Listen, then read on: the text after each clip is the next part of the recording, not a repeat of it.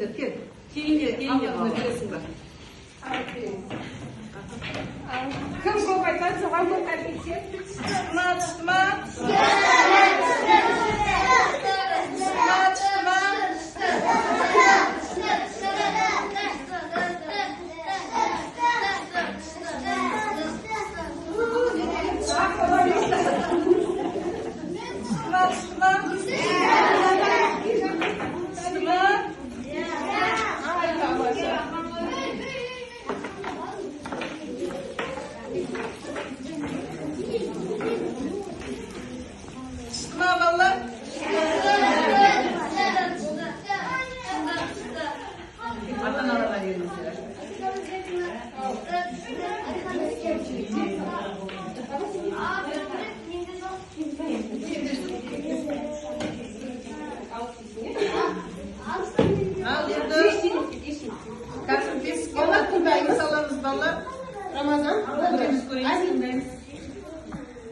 Бесікке түбегін саламыз, мінекей.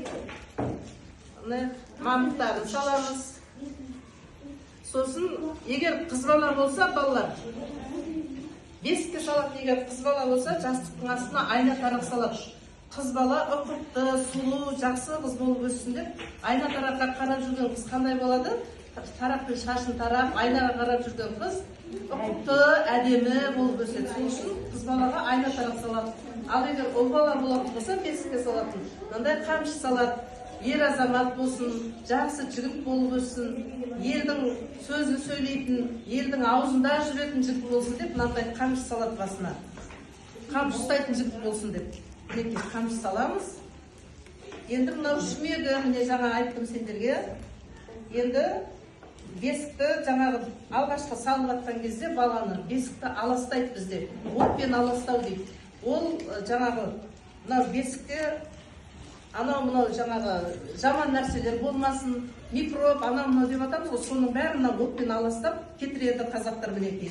Қазақ біздің халқы барлығын білген мінекей. Алас, бәледен алас, жаладан алас, тіл көзден алас. Балаға тіл көз тимесін, ауырмасын, сырқалмасын деп не мынандай отпен аластап тастайды.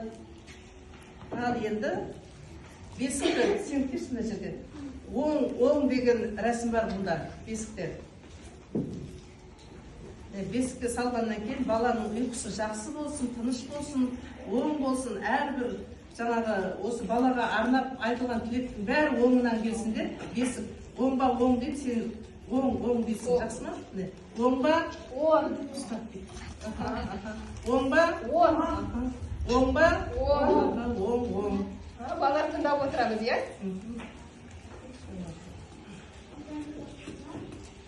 Ал енді Ахмедімізді бесікке саламыз.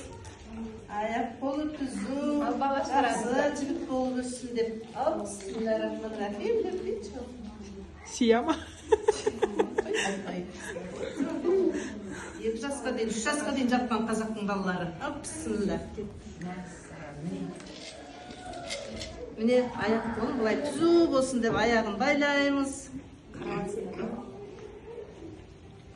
Мына жерде жаңағы тізесіне жастықшасы болады. Тізесіне батпасын деп. Ойна сол ой шығып кетті. Басына бер жүрмін. Жоқ, мынадан бай.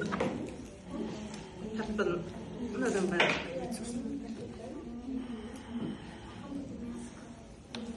Бесікке салу деген осындай болады. Бұрынғы кездерде жаңағы баланы бесікке салады да 2-3 жасқа дейін жатқан